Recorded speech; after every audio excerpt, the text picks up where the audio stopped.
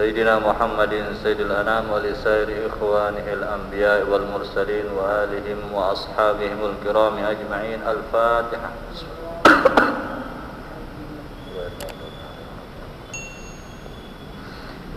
لصاحب الحزب مولانا أبي المدارس والمساجد مؤسس نهضة الوطن الشيخ محمد زين الدين ابن عبد المجيد الفنشوري ولأصوله وفروعه ولمحبيه. الفاتحة. بسم الله الرحمن الرحيم.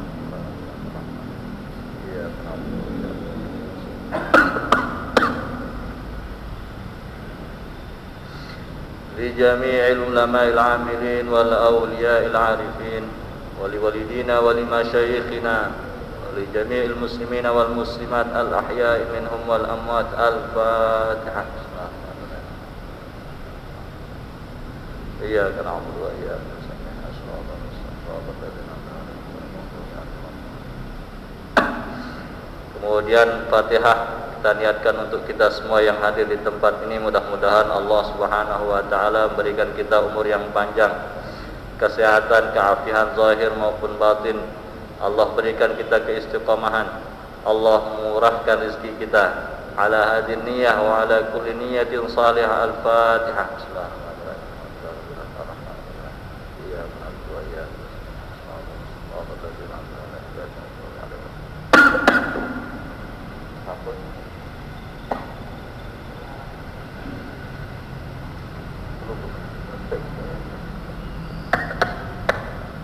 بسم الله الرحمن الرحيم. اللهم إنا نسألك بك أن تصلي وتسلم على سيدنا محمد وعلى سائر الأنبياء والمرسلين وعلى آله وصحبه أجمعين، وأن تعمر نهضة الوطن ونهضة البنات فروعهما إلى يوم الدين، وأن تنصرنا وتفتح علينا وترزقنا وتحفظنا وتغفر لنا ولجميع المسلمين يا الله يا حي يا قيوم لا إله إلا أنت.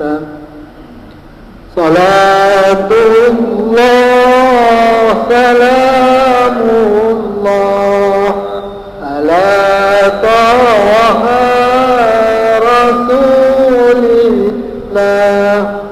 صلاة الله سلام الله على ياسين حبيب الله.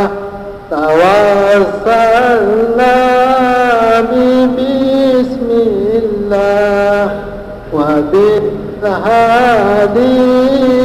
رسول الله وكل مجاهد لله بأهل البدر يا الله.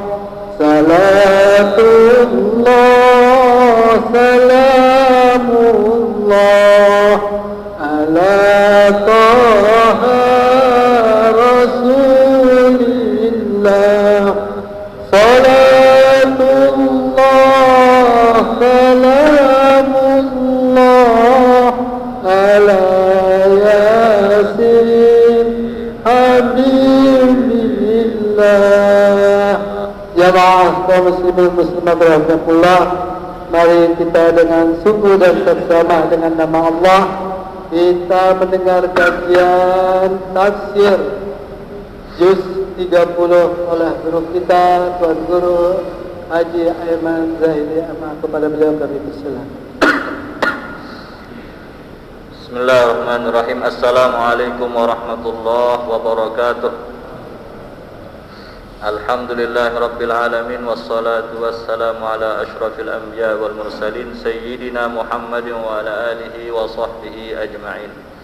Allahumma aslih ummata Muhammadin sallallahu alaihi wasallam wa farrij an ummati Muhammadin sallallahu alaihi wasallam warham ummata Muhammadin sallallahu alaihi wasallam wanshur wahfaz wa ayyid nahdatal watani fil alamin bihaqqi Muhammadin sallallahu alaihi wasallam.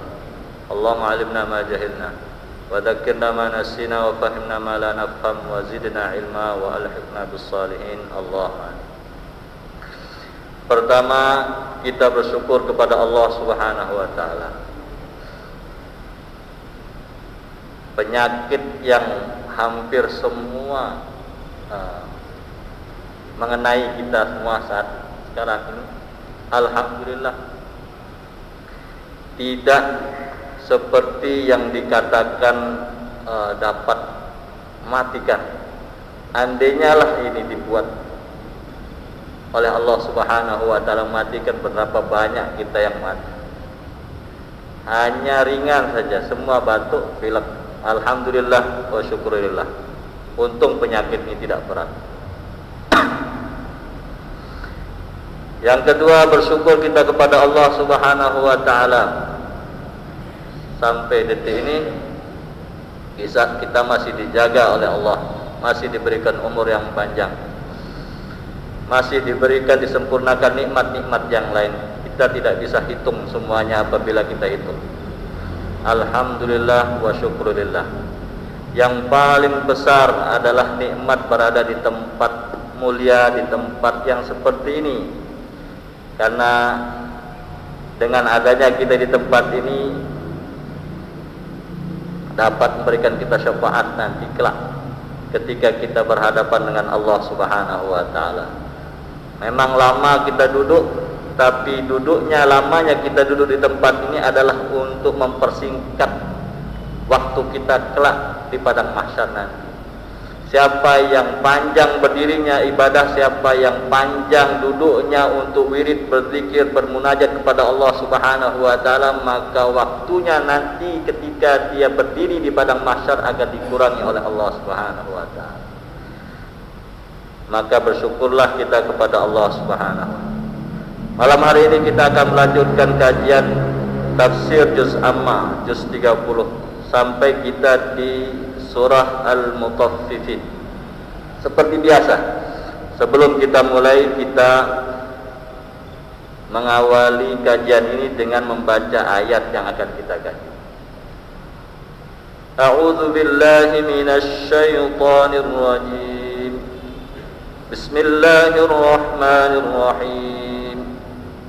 Wailul lil mutaffifin alladzina idza iktalu 'alan nasi yastawfun wa idza kaluhum aw wazanuhum yukhsirun ala yadhunnu ulaika annahum mab'utsun liyaumin 'adzim yauma yaqumun nasu lirabbil alamin.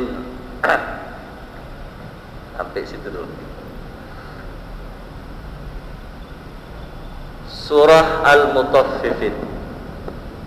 Surah Al-Mutaffifin ini berada di antara surah yang kemarin Al-Infitar. Kemudian setelah itu surah Al-Mutaffifin, setelah surah Al-Mutaffifin ada surah Al-Insyiqaq. Dia berada, surah Al-Mutaffifin ini antara dua surat Al-Infitar dan Al-Insyiqaq. Dua-duanya ini maknanya langit terbelah. Bercerita tentang bagaimana orang-orang yang melawan Allah Subhanahu wa taala, ancaman yang akan didapatkan oleh mereka. Di tengah-tengahnya ada surah Al-Mutaffifin. Surah Al-Mutaffifin ini, jemaah yang dimuliakan Allah, berbicara bukan tentang orang yang melawan Allah. Berbicara tentang bukan berbicara tentang orang yang durhaka kepada Allah. Wailul lil mutaffifin. Tapi berbicara tentang muamalat antara manusia dengan manusia. Ulama mengatakan kenapa dua ayat surah Al-Mutaffifin ini tiba-tiba berada di antara dua ayat yang berbicara tentang kemurkaan Allah Subhanahu wa taala. Tiba-tiba surah Al-Muamalat, surah muamalat, hubungan antara manusia dengan manusia yang lain. Kata ulama, ini menunjukkan di surah Al-Mutaffifin ini, jika kita salah kepada manusia akan diberi ganjaran neraka wail oleh Allah Subhanahu wa taala. Bagaimana dengan salah kepada Allah Subhanahu wa taala? Salah dengan kita sama kita saja neraka wail, apalagi salah kepada Allah Subhanahu. Jadi rupanya ketika kita membaca surah Al-Infitor itu kita belum bisa mendatangkan atau membayangkan bagaimana dahsyatnya murka Allah Subhanahu wa taala. Dahsyatnya balasan ganjaran yang akan diterima oleh orang yang melawan Allah Subhanahu wa taala. Maka didatangkanlah satu ayat, satu surat yang berbicara tentang orang yang melakukan kesalahan, tapi kesalahan itu dilakukan kepada sesama dia, sesama manusia. Ganjarannya apa? Neraka wail. Salah kepada manusia neraka wail. Bagaimana dengan salah kepada Allah Subhanahu wa taala? Maka wailul lil mutaffifin, itu salah satu hikmahnya kata ulama. Kenapa tiba-tiba muncul surah Al-Mutaffifin di antara dua surat besar, Al-Infitor dan surat Al-Insyiqaq. Nah, surah Al-Mutaffifin jemaah yang dimuliakan Allah, surah yang kata ulama surah terakhir turun di Makkah.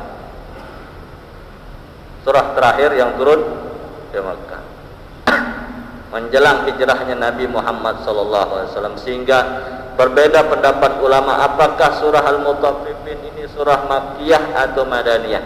Berbeda pendapat ulama. Ala kulli hal, kenapa dia berbeda? Mari kita melihat apa isinya.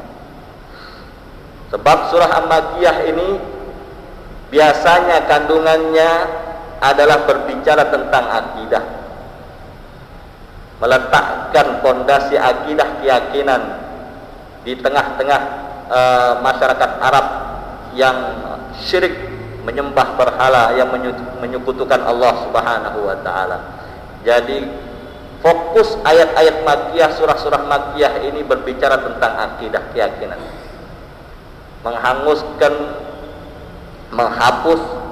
keyakinan-keyakinan orang-orang jahiliyah tentang Allah Subhanahu wa taala.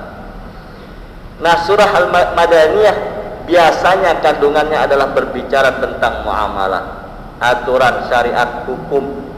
Di dalam surah Al-Mutaffifin ini dua-duanya ada. Nah, jadi sehingga para ulama berbeda pendapat apakah ini Makkiyah atau Madaniyah. Nah, kita masuk di ayat yang pertama, wailul lil mutaffifin.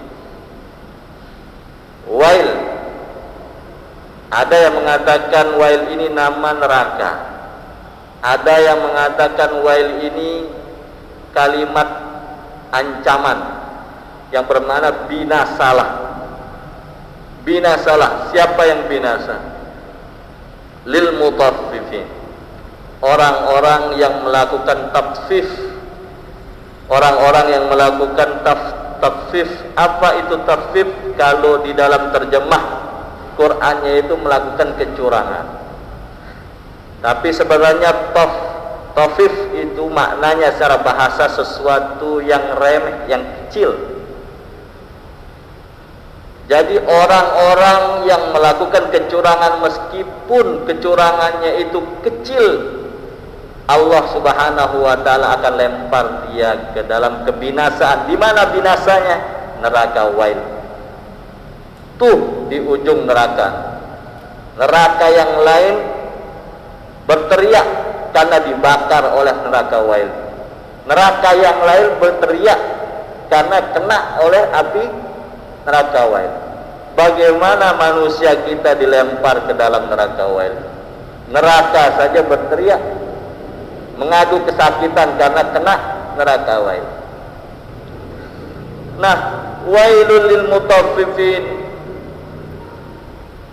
neraka ini, balasan ini untuk orang yang melakukan kecurangan meskipun sedikit. Kemudian dicontohkan oleh Allah Subhanahu wa taala dalam ayat ini, alladzina idzaktaalu 'alan nasi yastawfun. Jika mereka membeli sesuatu kepada seorang, meminta untuk ditakar barang yang dibelinya ini, mereka minta untuk disempurnakan, enggak boleh kurang, teliti dia, dihitungnya. Alladzina idzaktaalu 'alan nasi yastawfun wa idza kaluhum aw wazanuhum yukhsirun.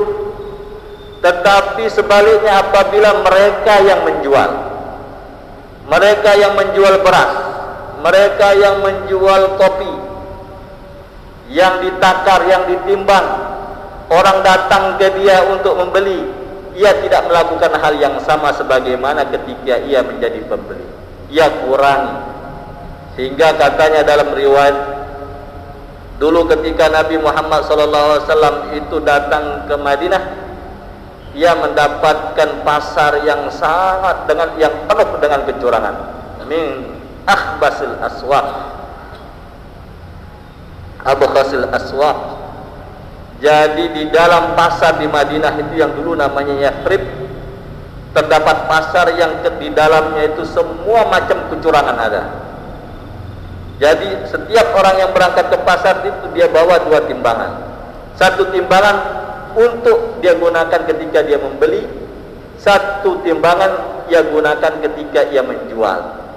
Yang satunya yang digunakan untuk membeli tidak ada kecurangan, persis bersih timbangannya.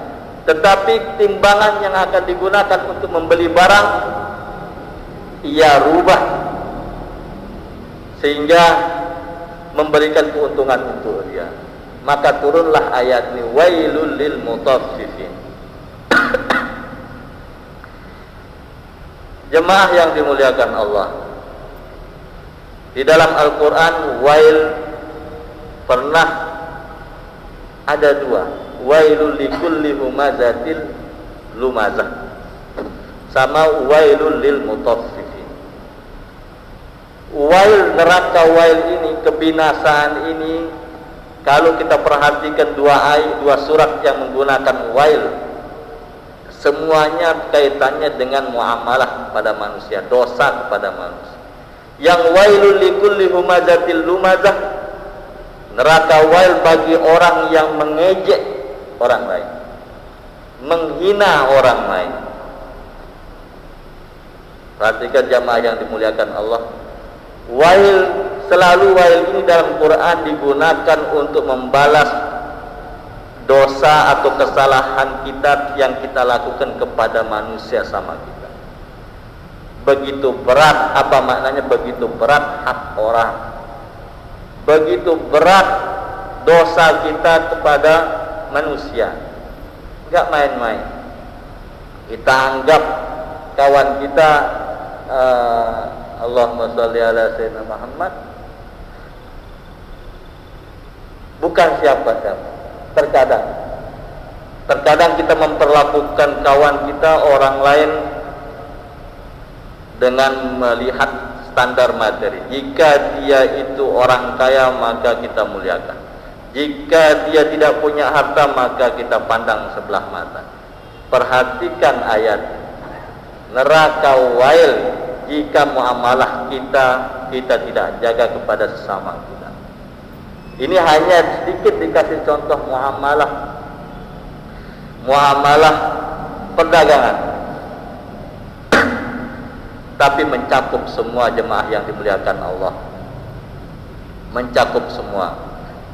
Zaman ini, masa ini, hari ini, orang lapar, ia tidak terpikir bahwa mencurangi 1000, 2000 itu tidak masalah. Dengan ayat ini, meskipun tidak terlihat, taufik itu sesuatu yang tidak terlihat saking kecilnya Bapak dan Ibu yang dimuliakan Allah.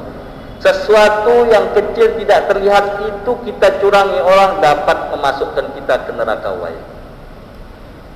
Apalagi pada hari ini kita akan mengambil 5.000, 10.000, 1 juta, 2 juta, 100 juta korupsi.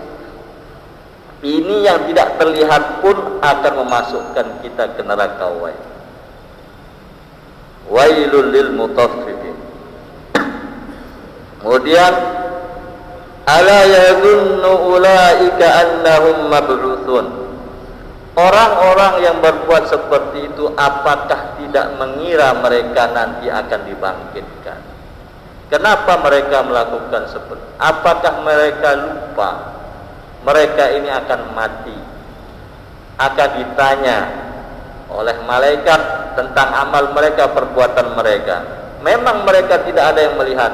Mereka di dunia pandai berbicara untuk memberikan alasan kenapa uang ini kurang, kenapa belanjanya lebih.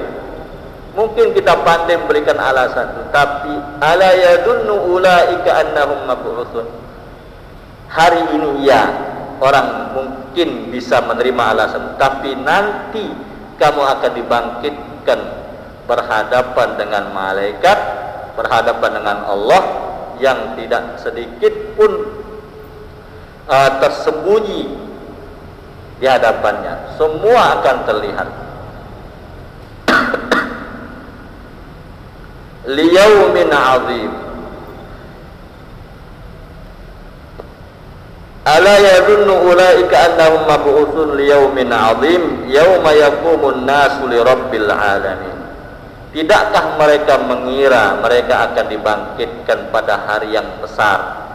Kapan hari yang besar itu? Ketika kita berbaris berhadapan dengan Allah Subhanahu wa ta'ala. Berapa lama kita akan berbaris? Berbeda pendapat ulama. Jadi berbaris kita ini, jemaah yang dimuliakan Allah, sebelum ditanya oleh Allah Subhanahu wa ta'ala, kita akan berbaris berdiri di padang mahsyar itu. Berapa lama? Ada yang mengatakan 300 tahun, ada yang mengatakan 40 tahun, dan ada lagi bilangan-bilangan yang lain. Dalam masa itu, jemaah yang dimuliakan Allah, tidak ada yang berbicara dengan kita. Tidak ada berita kita di sini berdiri ini untuk apa. Begitu lama kita berdiri. Ada yang mengatakan di dalam hadis itu, banyak manusia tenggelam oleh keringatnya. Tenggelam saking panasnya keringat. Itu untung orang itu ada yang berdiri dengan kakinya. Ada orang diciptakan, dibangkitkan Allah Subhanahu wa ta'ala, kepalanya di bawah, kakinya di atas. Waliyadzubillah. Ini semua gambaran amal yang dibuat dulu ketika dia hidup di dunia. Nah, berapa lama? Katakanlah 300 tahun seperti yang dikatakan oleh sebagian ulama, 300 tahun. Berdiri, tenggelam dengan keringat, tidak ada kematian. Rasa sakit itu kita rasakan. Bagaimana rasanya kita tenggelam di kolam, di laut. Air laut itu sampai ke hidung kita, masuk, tidak bisa bernapas. 1 menit saja sudah rasanya seperti apa. Bagaimana dengan 300 tahun? Kemudian tidak ada penjelasan sampai kapan. Bingung. Liyaumin azim. Dan yang berdiri saat itu bukan 10, 20, 100 orang, tapi sejak zaman Nabi Adam sampai akhir zaman. Kita bisa bayangkan begitu dahsyatnya dan mengerikannya hari itu.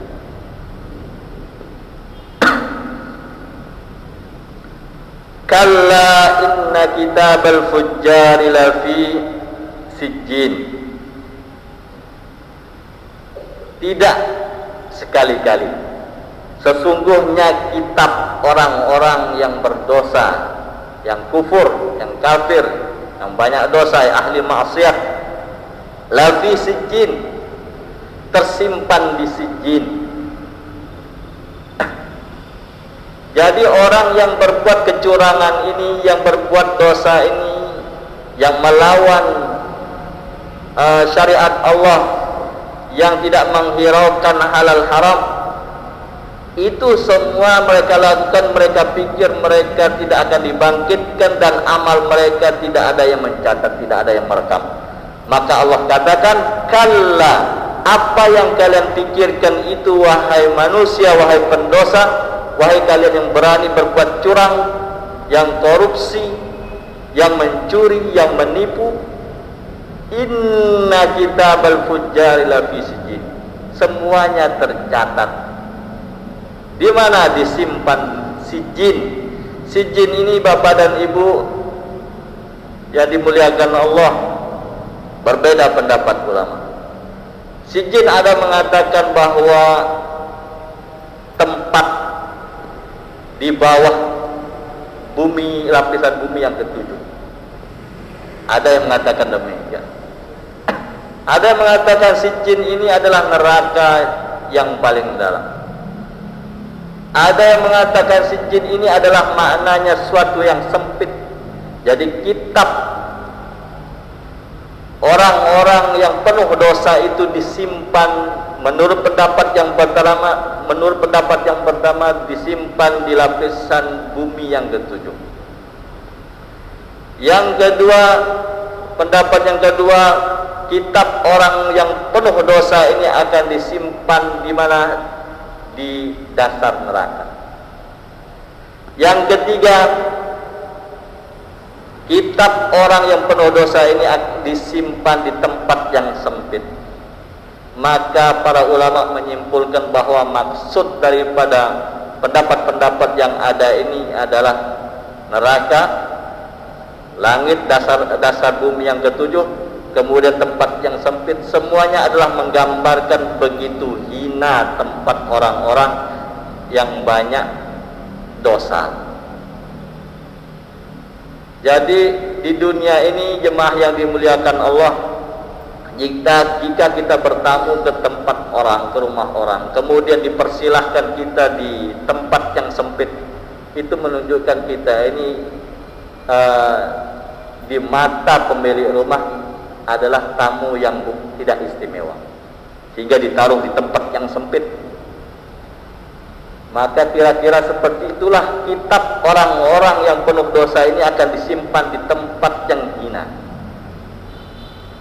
untuk menambah kehinaan mereka. Ketika mereka tahu di mana kitab saya ya Allah, itu kitabmu berada di dasar neraka jahanam.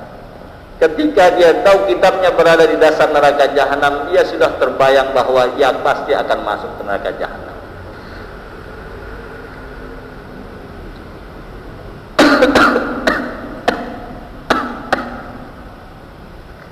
Wa ma adraka ma sijjin, kitabun marqum. Sijjin, di dalam sijjin, di dalam tempat yang bernama sijjin itu terdapat kitab kalian, wahai ahli maksiat, wahai kalian yang kufur, kata Allah Subhanahu wa ta'ala. Kitab itu marqum. Apa itu marqum? Tertulis jelas apa-apa yang pernah kalian perbuat semasa kalian hidup di dunia. Marqum jelas. Bapak dan Ibu, kita bisa bayangkan ketika Allah mengatakan sangat jelas. Jadi apa-apa yang kita buat sekarang ini kemudian kita terlupa, nanti di dalam kitab tersebut sangat jelas, sehingga tidak ada jalan kita untuk lari, jalan kita untuk memberikan alasan. Semuanya jelas. Dulu di dunia, saat di dunia kita buat kwitansi, kita permainkan kwitansi. Bos kita suruh sewa, kasih sewa mobil misal untuk kerja. Kemudian sewa mobil ini rupanya kita dapat dengan harga 400.000, tapi kita suruh naikkan 500.000.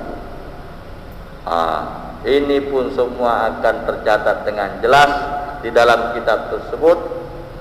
Semua praktik cara kita mendapatkan, mencurangi orang, semua tertulis dengan jelas. Bapak dan Ibu bisa bayangkan betapa malunya kita kelak disaksikan oleh semua makhluk. Di dunia ini kita dihormati oleh orang luar biasa baiknya orang, ikhlasnya dia. Tapi orang tidak tahu keikhlasan kita ini rupanya kita tipu. Di belakang kita ada tujuan dan maksud lain. Maka ayat ini mengingatkan kita bahwa ala yazunnu ulaika annahum mab'utsun. Ingat kalian akan dibangkitkan nanti. Ingat kita akan mati. Ingat semuanya akan tertulis dengan jelas. Kitabum marqum. Wailu yawma idzil lil mukadzibin. Neraka wail bagi orang-orang yang mendustakan semua apa yang kami jelaskan hari ini, kata Allah Subhanahu wa taala. Jadi hari ini semua diceritakan jelas, cerita tentang bagaimana kita kelak di dalam kubur, di hari kebangkitan, semua Allah ceritakan. Berapa lama kita akan berdiri, kemudian prosesnya seperti apa, semua diceritakan Allah. Yang berbuat dosa, mencurangi orang akan dikenai ganjaran neraka, semua diceritakan oleh Allah Subhanahu wa taala. Tetapi meskipun demikian, hari ini ayat yang kita baca terkadang kita lupakan, tidak kita amalkan. Tidak ada rasa takut. Pulang dari masjid ini, kembali kita ke tempat dagangan kita jual itu buah-buahan yang rusak, yang kita pun tidak mau makan dia. Kita sembunyikan yang rusak, kita nampakkan yang bagus, kemudian dibeli oleh orang tanpa kita jelaskan. Maka neraka wail. Hati-hati. Dulu itu perbuatan orang-orang Yahudi di Madinah. Jadi gandumnya itu diletakkan yang kering di atas, kemudian di dalam yang di bawah, yang di dalam, di dasar itu ia letakkan yang basah untuk memperberat timbangan. Kurma yang bagus diletakkan di atas, yang busuk diletakkan di bawah. Apakah ada itu sekarang? Banyak. Banyak. Kita tidak sadar, hanya demi keuntungan semata-mata. Ini orang kan nggak tahu katanya. Nggak apa-apa 2-3 dikasihnya yang busuk, yang dia pun tidak mau makan dia. Ingat ayat ini. Ala yazunnu ulaika annahum mab'utsun. Kelak kamu akan mati. 2 rambutan yang busuk ini akan kau pertanggungjawabkan di hadapan Allah Subhanahu wa taala. Apa ganjarannya? Neraka wail yang kau akan dapatkan. Nah, wailul lil mukadzibin. Memang kita tidak dustakan, kita tidak mengatakan saya tidak percaya itu hari kiamat, tetapi perbuatan kita mukadzibin. Seperti tadi, jual mobil, dicatnya sama dia, cat bagus. Ketika dia jual mobil itu, ia tidak ceritakan mobil ini pernah ditabrak, sehingga tadinya mobil yang sudah ditabrak dengan yang masih bagus itu harganya beda. Ia tidak jelaskan kepada orang, dibeli oleh orang itu dengan harga mobil yang tidak pernah ditabrak. Neraka wail. Wal iyadu billah. Jelaskan saya. Al-bayan apa katanya? Yagliku abwab syaitan. Jadi setiap kita bermuamalah, jelaskan sejelas-jelasnya kepada orang. Jangan ada yang ditutupi, jangan ada yang disembunyikan, karena ingat kelak pada masanya kita akan mempertanggungjawabkan apa yang kita makan dengan kecurangan. Sudah. Oh. Jadi ini Bapak dan Ibu yang dimuliakan Allah, ini memang sudah biasa kita dengar, tetapi praktiknya selalu kita kerjakan. Ayat ini sebagai pengingat kita semua. Pulang kita hati-hati, cepat tobat, serahkan hak orang yang kalau pernah kita melakukan, minta maaf. Raddul al-badar kata ulama, segerakan kembalikan hak orang yang pernah sempat kita makan dengan tidak benar. Sebelum datang hari Yaumun Azim, yauma yaqumun nas li rabbil alamin. Berhadapan dengan Allah, rambutan ada, gorengan ada, mobil rusak ada, semua masih berada di atas pundak kita. Lalu kita mau masuk surga dengan cepat, bighairi hisab, tidak bisa kalau masih ada sangkutan dengan manusia. Maka berhati-hatilah kita bermuamalat, berinteraksi, berhubungan dengan sesama kita, karena sesungguhnya ganjarannya, balasannya sangat berat, neraka waid. Mudah-mudahan apa yang kita kaji malam hari ini bermanfaat, bisa kita amalkan, karena ilmu itu intinya adalah pada pengamalannya. Wallahul muwaffiq wal hadi ila sabilir rasyad. Assalamualaikum warahmatullahi wabarakatuh.